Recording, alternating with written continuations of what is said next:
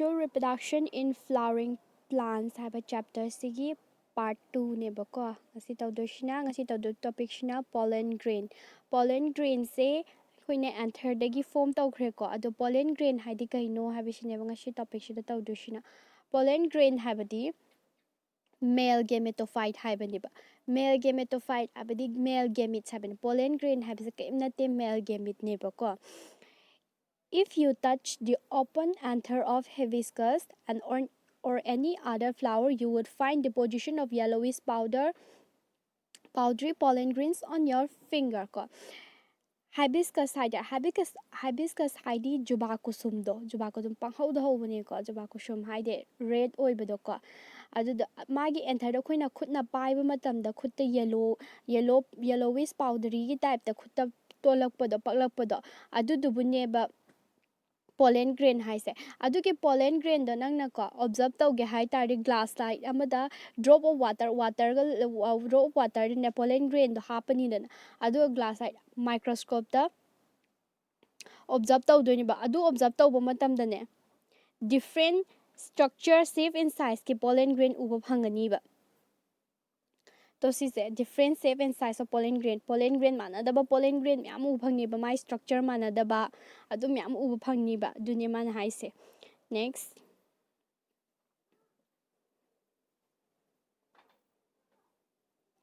pollen grains are generally spherical, measuring about 25 to 50 micrometers in diameter. Pollen grains se ayamba spherical oibako spherical oi magi diameters na 25 tagina 50 micrometer fabo oibako mase two layered wall. Pollen grain se it has a prominent two layered wall. Pollen grain gine wall ani leiba. The hard outer layer called the exine is made up of sporopollenin. Ahan begin outer layer khwai ma pani thang ba outer layer do hard oyam kalle bako adu exine ko eba aduga mase sporopollenin haibisne same banebako.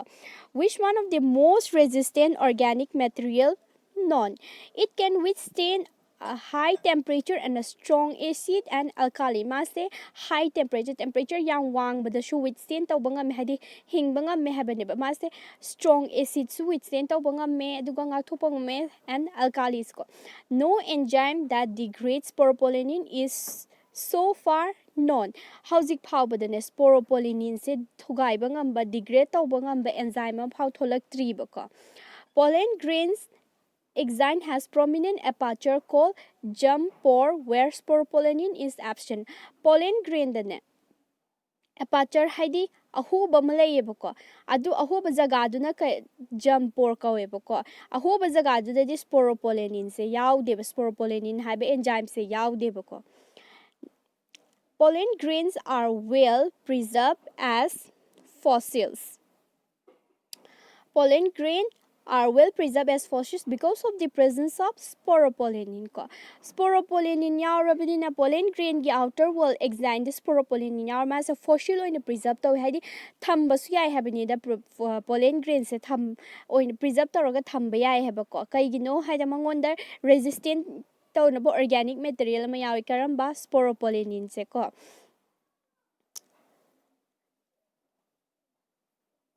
The exine exhibit a fascinating array of patterns and design. Exine se magi pattern design am layibako. The inner wall of the pollen grain is called the intine. Manung thangba outer layer lena adugi inner wall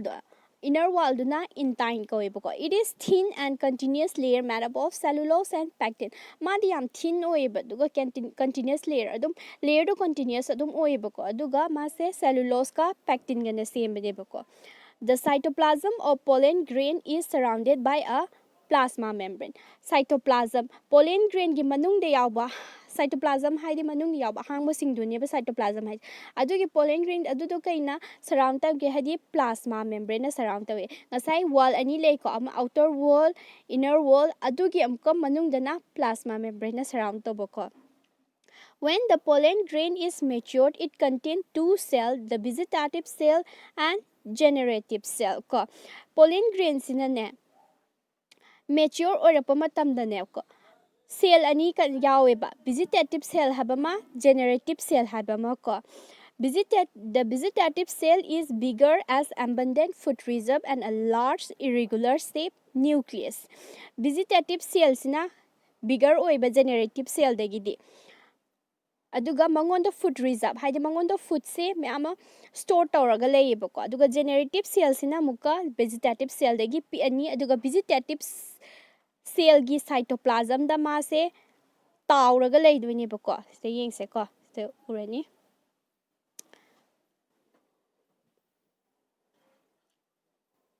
sineba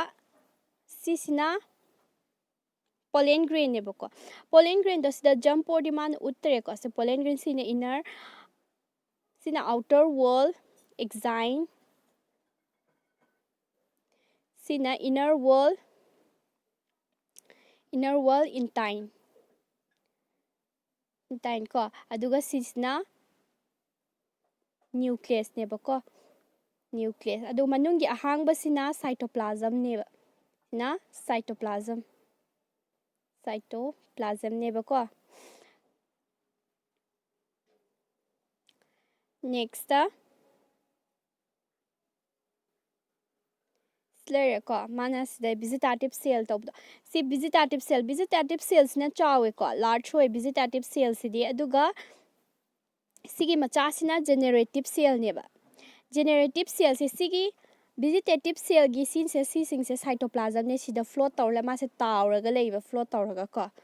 dine mana hai se next it is spindle shape with dense cytoplasm and a nucleus haidi generative cells se mase spindle shape oiba aduga dense cytoplasm nucleus su lay mana hujik haibado spindle shape haibado si sineba ko sine generative cell neba aduga sina vegetative ko adu su karamba spindle vegetative karamba spindle hai tardi asymmetric spindle neba ko di makhamu yengase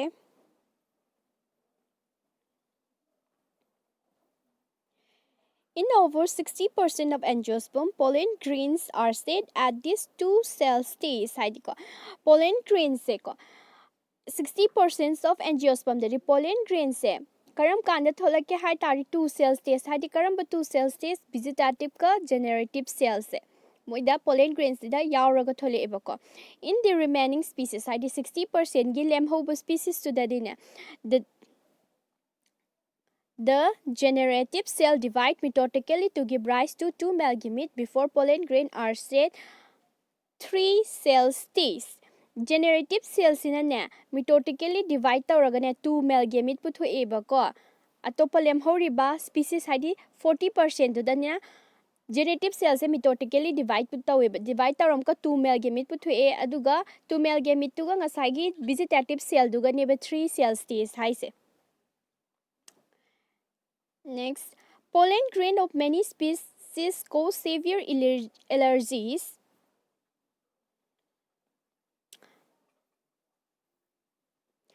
and bronchial affliction in some people, often leading to chronic respiratory disorder, asthma, and bronchitis, etc. Pollen grains ko allergy su thokaleba pollen grains hainataba allergy toba misyaweb ko bronchial affliction ko people kharade mi kharada de aduna chronic respiratory disorder thokal haide lungs problem la khaleba ko samna habada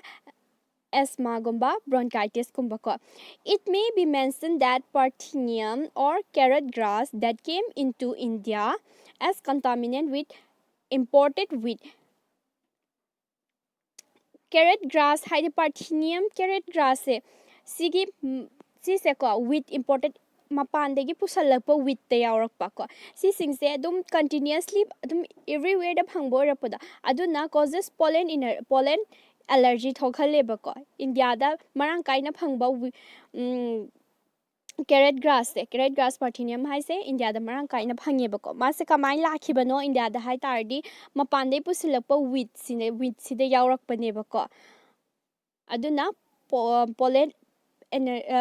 allergy thokaleba. Next,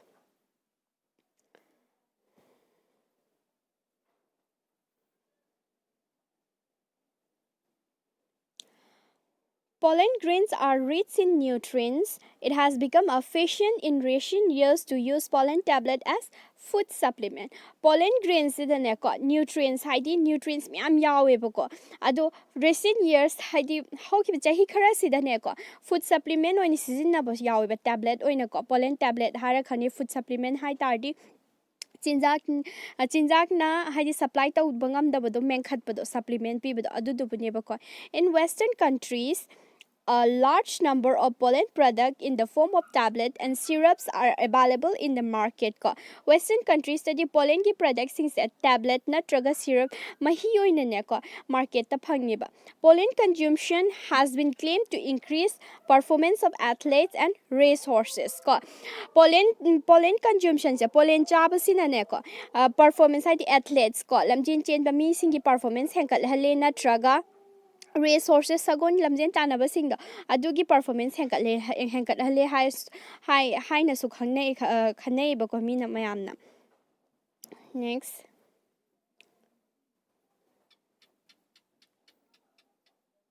when you once they are said ko